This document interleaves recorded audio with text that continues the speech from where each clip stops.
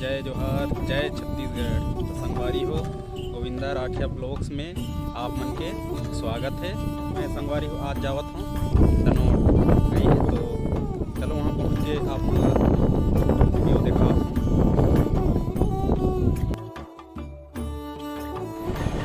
ये संगवारी हो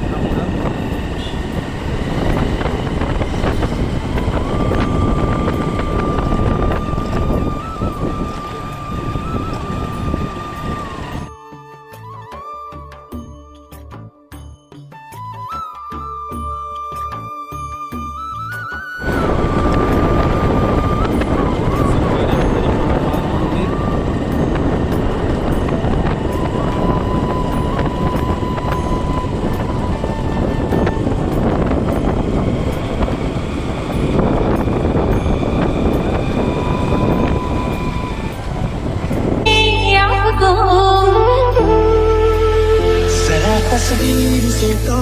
निकल के सामने आ मेरी महबूबा।